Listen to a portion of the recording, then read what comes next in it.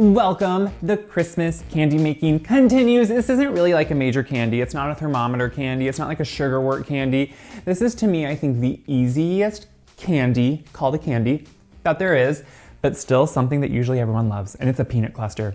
Chocolate coated, delicious peanut clusters. These are my dad's absolute favorite. Growing up, whenever Mom started making these, when he would come in from working on the farm, he would just always grab some. By some, I mean like a handful. He was one of those people that could eat whatever he wanted, and it did nothing to him. Lucky. Okay, so to make peanut clusters, really what do you need? Chocolate, peanuts. Spanish peanuts, important, salted Spanish peanuts. They have the husk on them. This is the traditional item you use in peanut clusters. Delicious. They're a higher fat peanut actually, so they're very good. Anyway, then also chocolate, which is pretty simple. So in here I have white chocolate and some semi-sweet chocolate. The mixture of those two are, for my family, what has always made a peanut cluster. And it sounds kind of odd, white chocolate, really? That's not what you see. It may not be what you see, but oftentimes if you like what you're eating, it's probably what you're eating, because it really does. It softens it in the sense of flavor. So it softens the flavor and gives you a nice light, sweet undertone that you don't even realize is there, but it really does. It balances out the chocolate, the dark chocolate. So I have those both in here, and I've saved a little bit of the darker semi-sweet chocolate out, because anytime you're working with chocolate, the big culprit is overheating it or making it too hot, and then it blooms and it gets kind of a yucky look to it, and kind of like it looks now, this white coating, but this actually is because they're all marked up. You don't want that to be on there, so a lot of times what a professional would do is temper the chocolate, which is a lot working with the temperature of it, making sure it doesn't go too high too fast and bringing it back down, putting it back up.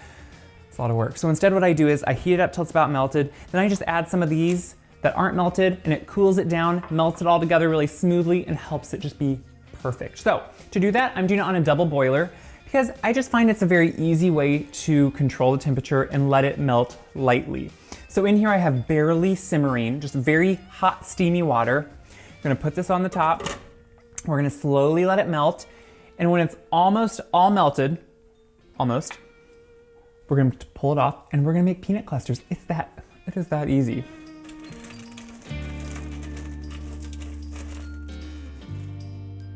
If you wanna see what it looks like, there's nothing pretty at this moment, but I am just every so often stirring it, because you don't want it to sit anywhere. Chocolate can burn.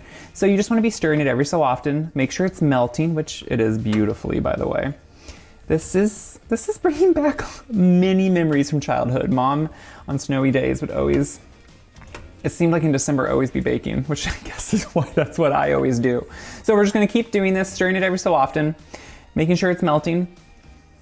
Guys, it couldn't get easier. Oh, you're gonna be making peanut clusters.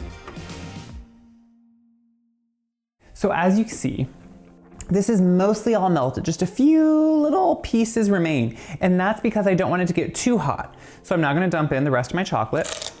And again, this is just to make sure we're doing it this way, because then the chocolate won't get too hot altogether. So I'm gonna slowly let this melt in, which is gonna bring down the temperature of the chocolate slightly, help it not get overworked or overheated. And then we're just gonna pour the peanuts in. Look at that ribbon. What more do we need? Just dunk your face in it. It's good chocolate, guys. This is why I say, and I hate to say it because it sounds so like, only buy the best chocolate. If you buy good chocolate, that's pretty much what you're tasting. So the better ingredient you put in there, since there's literally like 3 ingredients here, the better the outcome is gonna be. So it's all melted. Now I'm just gonna put in my peanuts. Now, sometimes, depending, I will save out just a few, because even though I think the recipe works every time, you can sometimes just, if you kind of mismeasured maybe on your chocolate, you'll feel like there isn't enough. So if you save out a few, that way you can just add them in at the end if you need to. That's often what I do. But stir them in. Oh, this is beautiful. It's kind of funny, I think, how easy this can be. I think a lot of times things get, you know, for some reason, I think at one time a lot more people made this, and now that people don't, we just assume it's hard, but it really isn't. So all we're doing now is taking 2 spoons, because I find that to be the easiest, and making dollops. Like, it really couldn't be easier. And, you know, you can make them whatever size you want. But the thing is now, as they cool off, as they harden, they're just gonna be ready to eat. And the thing with chocolate in general, you also don't wanna let it get too cold, especially too fast, because that could give it that kind of white, crusty look too. So it's better to let it come down to room temperature, let it harden on its own, don't try to force it, and then we'll have peanut clusters. So I'm gonna keep making these clusters and then show you how perfect, delicious, and easy they really are.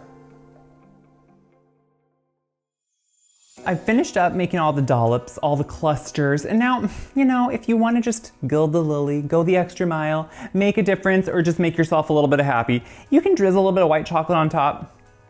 It just makes it look a little extra special. There's no need for it.